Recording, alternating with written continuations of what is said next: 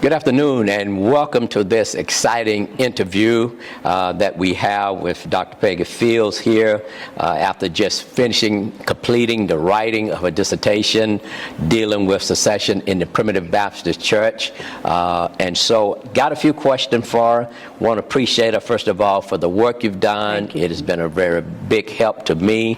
Thanks to our former national president, Dr. Bernard Yates, for even recommending, knowing that I'd been working in that area, struggling, lack of help, but God always have a ram in the bush, and so I want to thank God for you and thank God for this work. I can't say enough words about how thorough and how concise your writing have been. I found out over the years, the better the writing, the shorter it is, but the longer it takes.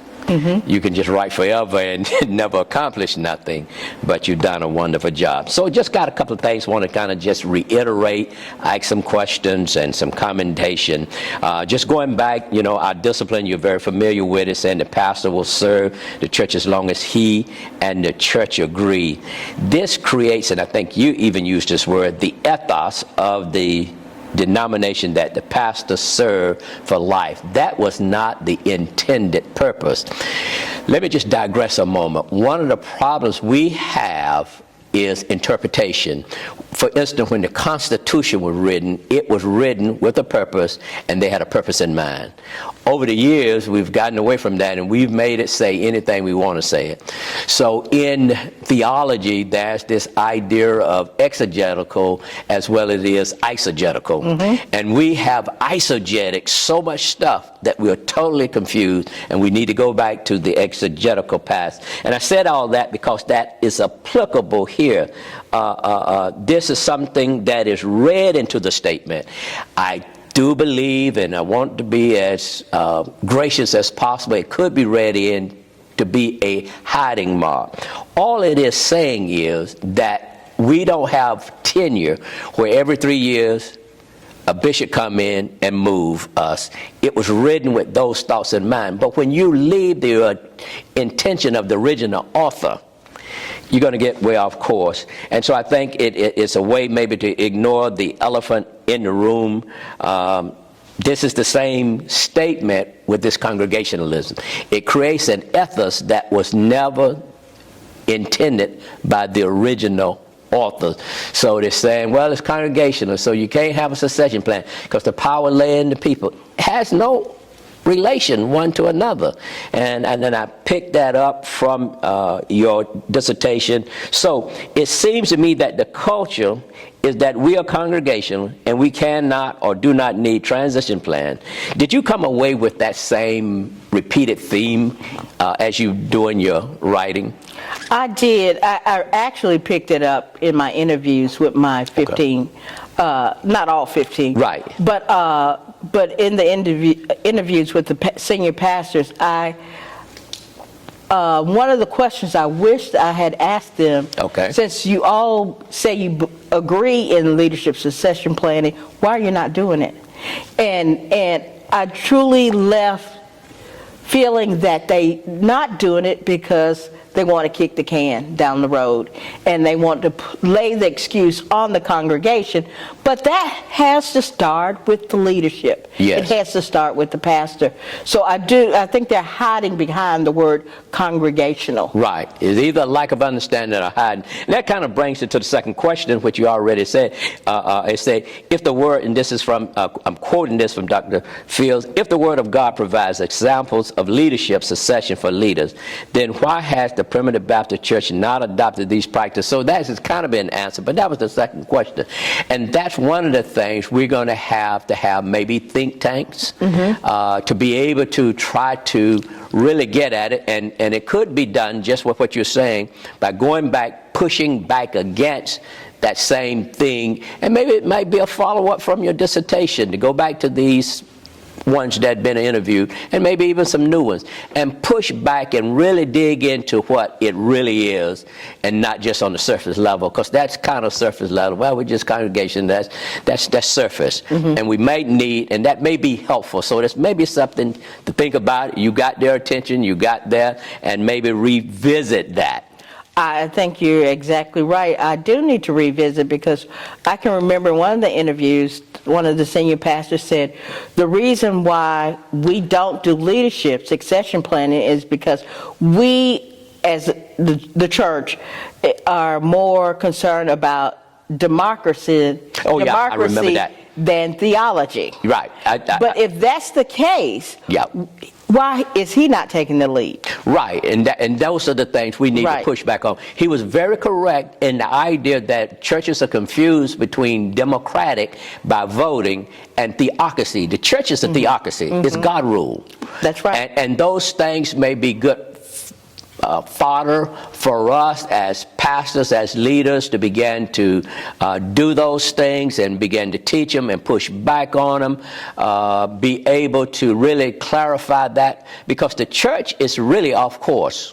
Because we vote, we think we're Democrat, but that is a democratic process. Absolutely. But it doesn't make the church democratic. And you hear it from parishioners, you hear from leaders. Well, you know, it's democratic, we vote on everything. The church is a theocracy. Always has been, always will be. Now, the problem is that they're not running theocratically. And so I think those are some things that we need to look at. So one of the statements you were talking about in this moving forward, the answer is found somewhere in prayer, teaching the church body about the necessary culture change, and then designing a plan. I think you're on to something that it has to, I think what I would love to see, that it gets sandwiched. Trickle down from the national and move up from the local church and meet somewhere in the middle. That would be the ideal. It may not be the New Deal, but I think that's one of the things. And so I think one of the things that we need to drill down on, wherever this might look, and we're just talking, is the idea of moving ahead in this teaching area and designing the plan. I think it has to change. I think it starts with changes like this. I think it's a perfect timing for the Lord. One of the other things said, one could easily plant the seeds of change through a series of sermons on the biblical model of leadership succession in Moses and Joshua, Elijah and Elisha, David and Solomon. And we could go on and on. And say there are other biblical examples such as Samuel, Eli, Rehoboam, Solomon that can be taught in depth through workshops, classes on the national, state, local level of primitive Baptists. So, two questions in this area. Who will develop this? And second, knowing the primitive Baptist the way you do, what would this look like? What would be your expression, your dream, to say, what would that look like? And I know we're talking about state association, even unions. And I think this is some powerful stuff that do need to be incorporated, and it don't just need to stop with us talking about it. So what would you visualize that to look like at the national level? Well, when I visualize this at the national level, I can remember myself growing up going to the convention. Okay. And I was a young lady, but we attended classes, and I learned about parliamentarian procedures right there in some of the classes that Deacon Harold Batts used to teach.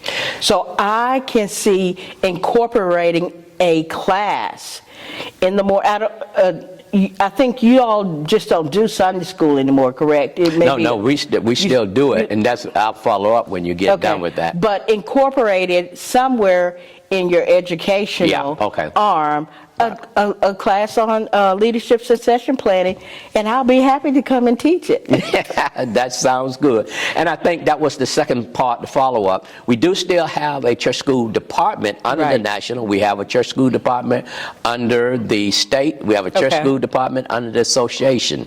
And those may be good places to start to do that type of thing and especially with the national, have a class that does that and teach that.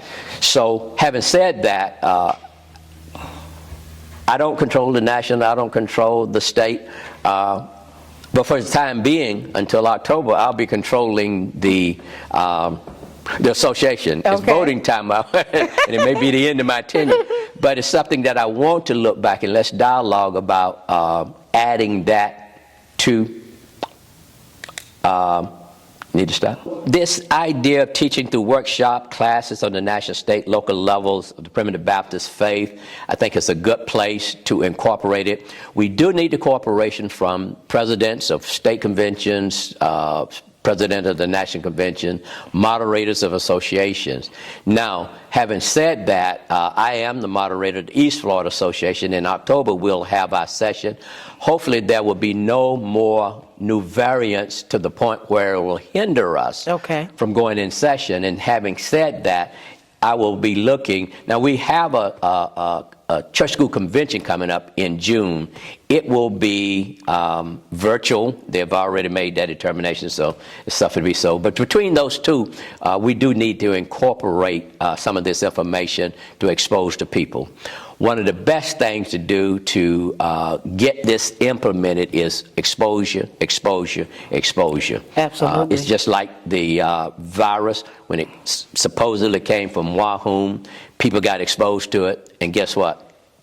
The whole world got exposed to it. That's true. So if it'll work for that, it'll work for this. So yeah, that's what that looked like. So now, on a different note, just a few more questions. Number one priority in all of this takeaway is, where do you start at? You start with a contingency plan. That's the step number one. You did a good job showing the people that they need that. So do you think a template for a contingency plan would be helpful for churches? Oh, I do. I do. We all need a contingency plan if we don't have a succession plan. And I think in my project, I discussed that by saying, maybe you're able to hire a assistant pastor, or if something were to happen to your pastor, or maybe the church may decide to have an interim pastor. That's an option. Right.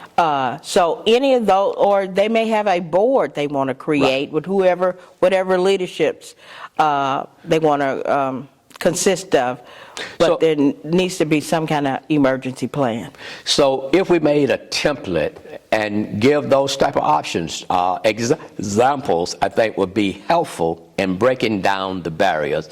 So it would say, here's what a contingency plan looked like, a universal contingency plan, and here's some options that you might do. You can follow this. Here's some of the things we've seen done. And I think that would be also helpful in breaking down the barriers to entry upon that. And so the number two thing, once people get a contingency plan, they may stop there and not go further, but whatever the case is, the second priority is really writing out a succession plan. Now, making a template for that would be a little bit harder, because there's no one size fits all. Right. And so we've covered a lot of information in your Bible study at the O, and you made it clear. And I think just I think what's good about all of this information, you could use it as a smorgasbord. A little bit from over here, a little bit over there. But I want everybody to understand that a succession plan is tailor-made for your church. For your church. Absolutely. It is absolutely tailor-made. And so you can get the material from wherever. You can get some thread from over here. You can get the pattern from over there. Right. Get the color from over here, and all of that stuff, the design, but it's tailor-made. So, but we do need to talk about what would be something not necessarily equivalent to a template, but what could be something universal that we could come up with that everybody could start off with, a starter plan. So what do you think about that? Something that you could hand a person who say, I'm interested in writing a succession plan, and we could give them something, say, here's something that'll get you started. Well, I think we could start off by, like you said, just start thinking about it and say, is there anybody in mind?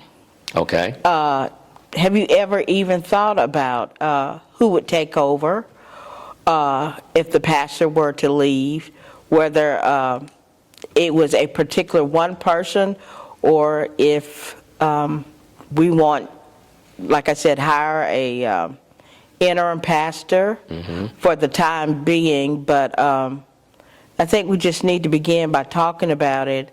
Who knows, the pastor may already have somebody in mind. I gave an example how one pastor already had someone in mind, but the church, the deacon board, he said, did not listen. So just start playing with first who, you may have a son or well, then the Primitive Baptist wouldn't have a daughter, but a son of your church that's pastoring somewhere else. Have we thought about him? Yeah. Will he be willing to come back and take over somebody that that has been groomed, that's already have experience, that's ready on day one? So start, just brainstorming. Who do you already know? Yeah. I think going back to the theological section of your demand, I think it's really powerful in the sense that it pretty well covers all gamuts. And again, piecing it here, piecing it there. And why I mentioned that, when we start looking at David's successor, that was very important because the people thought one person should have been taken over when it was the other person.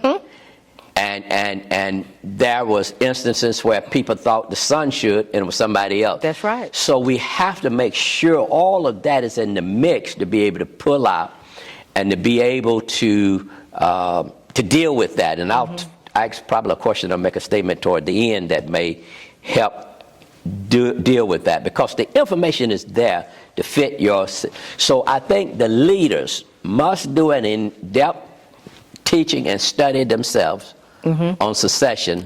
Absolutely. From the Bible.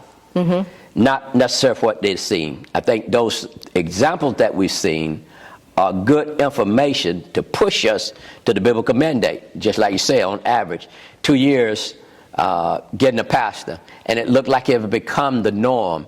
Personally, I think it becomes a bar that this church say, well, we took 2 years, we finally got somebody. Well, I want to take 2 years and 2 months. And the next church take 2 years and 2 months. The next church say 2 years and 4 months, Right. And that could be just my own ideology. But again, I think if they do a good study, they'll be able to begin to see the things that. Now, I want to ask another question coming from your dissertation. I think this is powerful, but you need to kind of give me some. Let's unpack it. Say, church leaders must become adept in creating a plan that fits their own needs, but there needs to be a plan. So, what did you have in mind when you said church leaders? Who was in view at that particular time when you said church leaders? Well, I think when I was saying that, I was referring more to the leadership of the church, being the senior pastor, the deacons. When I mean, you can, like you said, no one thing fits all. But you can look at how one particular church did something, and it may not fit exactly for your church, but you can tailor make it for the old church or whoever's church. But we've got to, a lot of times we try to just pick up and do what other people do, and it doesn't fit for our church. Right. We have to customize it for our particular church, what our congregation will accept and feel comfortable with, and not just imitate somebody. Right. Because it may not fit. And in a lot what we have imitated, if we followed it to the logical conclusion, it wasn't good. That's right. And so we need to at least do that. So following on to that, and I'm just expanding on it, who would you recommend to be on a planning committee, especially for succession plan, based about church leaders? I know you say deacons, pastors, ministers, associate ministers, trustees. Do you have anybody else you think would be good to be included? Well, I think if you have a church administrator, they should be included, or some churches have executive pastors. And but you want to make sure you have people who have an idea first how the church is ran. Yeah, I think that's important. That's a key point right there. Right, because everybody doesn't know the ins and outs and workings of the church every day. Profound answer. You must have someone who understands the operation of the church in general, and then the operation of the Primitive Baptist Church, which brings another thought to mind. We either need to make sure that happens. If we don't have people, we need to teach them that before we start. That's a great answer. But one more thing I wanted to say about that is that the deacons always tend to pigeonhole, well, the pastor, he just needs to be able to preach. The pastor does more than preaching. Yeah. He wears so many hats. And so that's why if the pastor's not there, and when you're selecting, you got to know somebody who knows something that's going on with the finance, so something going on with the administration, the teaching, and I think that's one of the, in my interview, one of the preachers said he had people that were in leadership in different ministries, because they knew how fully a church runs, and not just how well he preaches. He's got to do more than just preach. That's a great point that you brought up, and I think that's part of the downfall of even selecting pastors, because it's based strictly on preaching, and they don't understand preaching is one element of pastoralship. That's right. You can be a preacher without being a pastor, but you can't be a pastor without being a preacher. That's right. And so those are little simple things, but sometimes we miss it on the simple thing. And this is good dialogue, because it may be, and I mean, if it ain't helping nobody else, it helped me to go back and begin to key in on these points that, hey, there's a difference between preaching and pastoring. Absolutely. And so some people have been so mesmerized with preaching, and I love preaching, and preaching is important, but it takes more than preaching. I've seen great pastors that can preach, but they could not lead, and they could not pastor. Right. They didn't have the people skills to love on their sheep, to know how to be affectionate, to feel their sheep. Some of them I know didn't even want to touch their sheep. Right. Introverted people. Right. And you bring up the ideology of shepherdship. That's right. It is feeding the sheep. And you can't feed the sheep virtually. That's true. You can't. No, you can't. You got to get down there. That's why shepherds were so offensive to Egyptians. You had to get down in the muck and the mire.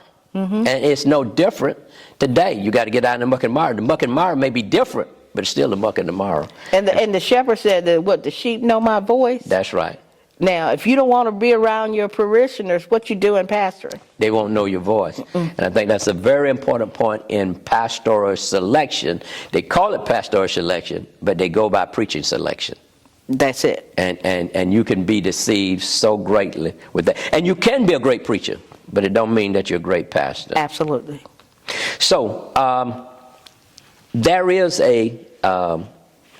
another Reverend, Atang Young, I think I'm pronouncing her name right. She's doing her dissertation at Fordham University Graduate School of Education. Title of her research is this: Politics and the Pastor, Prophetic Work of Succession Planning in the Black Baptist Church. And so somehow I've been connected to her. And I've already she did an interview with me, and she'll basically do just like what you've done, give us the outcome of her work. My point mainly in bringing that up, there is a scripture saying, in the mouths of two witnesses, the truth shall be established.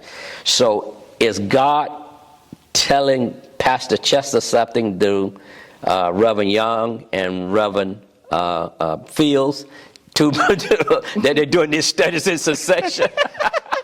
Well, I don't think God is telling us something. I think that God has put us with a man of wisdom and a man that is progressive, and we can lean and learn from you. Yes, I think. And because we have heard of your reputation, we were sent to you for guidance.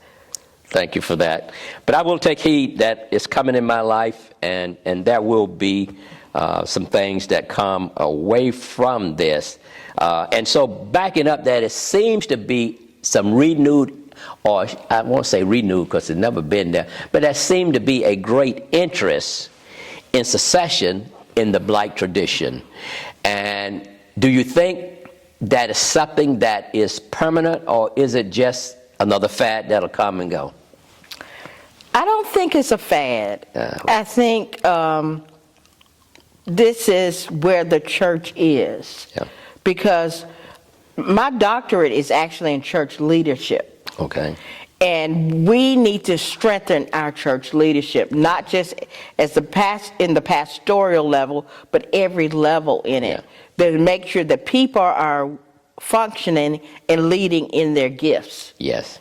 You know, people tend in our churches, you know, we put people in positions that's not their spiritual gift. Right, right. So I think in this particular day and time, to strengthen and to help revive the church, we've got to strengthen the church leadership and the succession, not only for just the pastor of the church, but succession in other office. One of the pastors told me in his church, they have a mentoring program for, say for instance, if you've been the president of the usher board and you were to mentor anybody else that's going to come into the office. Yeah. Now, I don't know how they actually do it, but they mentor their leaders. They have a program where they mentor their leaders in different leadership capacities in the church. I think that's appropriate. I think what we're both saying, that the succession plan should be a comprehensive succession plan, not just the pastor. And understand that's where the confusion, and I try to clarify, you did a good job clarifying. Retirement is just one step in a succession plan. But because people don't understand, the second you talk about succession, that's all they think, they're retiring. And in reverse, people say, well, the pastor should retire. They don't have no idea about a succession plan. You don't just retire. There's a plan that needs to be in place that is comprehensive, that will be used. Every leader comes from that point on.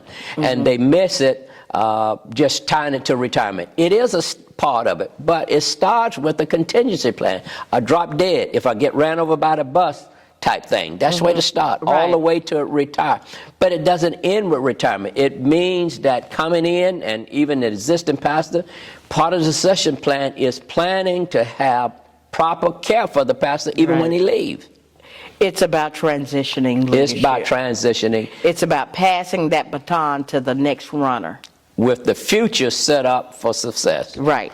And so they miss those things. So I think something that Tom Rainer say, and we need to take these snippets and keep repeating them. And one of the things he said in teaching and talking and changing, you haven't said it enough till you feel like I done overdone it. And that's what we need to do, overdone it, get it into the culture of the people. The survey data is very important to me. Okay. In my implementation, I believe the survey represents all churches, especially in our denomination. So it lets me know where the people are at, and will guide me in my implementation plan. Because you know, so you cannot deal with an issue until you know what the issue is. And so it brings out where there are issues, where the hang-ups at, and then it will help me, because that overall survey is still this congregation here.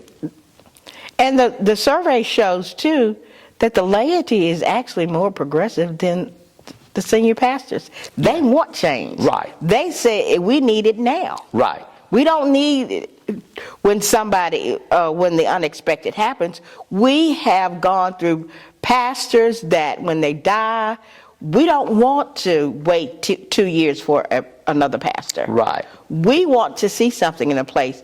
Whereas the 15 pastors, they could easily, not all of them, but some of them can make excuses why. Well, I don't have it in place because I'm going to wait and I'll do it when I retire, or let's just fall back on letting the congregation decide what they're not going to. You can't lead from behind. Right. You can't expect the congregation to lead you to that change. Yeah. That pastor has to lead the change. Yes, and so when they do that and say, I'll wait, it shows us the necessity of teaching about succession plan. That is saying right there, I don't know nothing about a succession plan. Because a succession plan ain't for you to retire. No. It is a step in it. But it's not. It's only a component. It's only a component. And that is showing their ineptness about what a succession plan is. So we got to do more in broadcasting, getting it out. Even these type of interviews, I think will do well in getting it out. And one of the final things, the church appears to be ready for change if it is presented, and that's what you're repeating. And I agree with that. It starts with leadership. It starts with it absolutely starts with leadership. The final things that I need to say, in your dissertation, you make this statement. It said the project will provide leadership succession plan or a contingency plan for the senior pastor of Orthodox Zion Primitive Baptist Church and other Primitive Baptist Church. I want to tell you that based upon that, mission has been accomplished. Thank you so much, and you've Pastor. done a wonderful job. Thank you. Great writing. I think it's just the start of something big. I do agree that I don't believe it's a fad. I believe it's from God, and God is tired as long as the people have seen churches go up, they can see them come back down. There's 2 years waiting. If you can do without a pastor for 2 years, you can do without a pastor for 20 years. Absolutely. I'm tired of seeing a congregation go from 1,500 to 500 people, and I've seen that. And you've never seen, in the interim, a church go up. There may be some cases, but there's that's right. They're small in numbers that it go up. So it tells us that we got to move away from tradition. We got to move away from our personal preference and please God by glorifying Him, by taking the biblical models that He left on record for us to do. I thank God for His patience over the years that He's been patient with us. But even the patience of God and I don't want it to be one of the ones that He wear it out. And so the mission has been accomplished. I have read your dissertation in time, and I've made some remarks and stuff in there. I got my comments in there. Okay. For personal pointers, because it's been helpful. I'll read it again at least 2 other times in making up the contingency and also in writing out the succession plan. What I needed to move forward with, I have it through you. You are to be commended. There. And that one little statement that you made, I think is good, and I hope I quoted right. You say you can either be rolled out, pushed out, or walked out. So I hope the walking is on my own at retirement, not just getting frustrated with the church and leading. Right. And so there is a end in sight for all of us. All of us have to come to the point where we realize we'll come to the point when we cannot lead effectively anymore. And the future of the church is in our hands, and we should love the future of the church better than we do our personal preference. God bless you. Thank you. If you have any final remarks, it's fine to say, but I really appreciate and glad to have you here. Thank you. It's been a blessing to be here. I have one last thing to say to the senior pastors that hear this. Ministry does not stop at pastoring. That's right. Absolutely. And that goes back to say, which will be, if we do this at these levels, national, state, and association, to help our young minister understand that that's going to be a leaving day. Prepare for it now, just like it prepared for retirement. And to congregations who don't understand or want this to happen, make sure that you have in your succession plan sufficient finances, sufficient insurance, just like you have on the job that you worked on for 35 years. Not have that attitude that, well, he the pastor, he got this, he should have did this, he should have did that. It's your responsibility to take care of the pastor, and God will bless you and smile upon you when you do it. Stop listening to the negative thing that he should do this, he should do that. Clearly the Bible says He's given up everything to minister to you. It's a small thing for you to give back to Him. Amen. God bless you. Hope that this has been helpful to whoever may listen at this. There's also, if you reach out in the chat, if you have questions later, you can reach out to Dr. Field. We'll get that information to her. Or even if you have a question that I might could possibly answer. So we want to keep this dialogue going, and it'll be on platforms so you can do that. I want to thank our media people for being available for both of these sessions and late night session like tonight. We appreciate you. Don't take you for granted. So with that, we'll close out and say good night. Good night.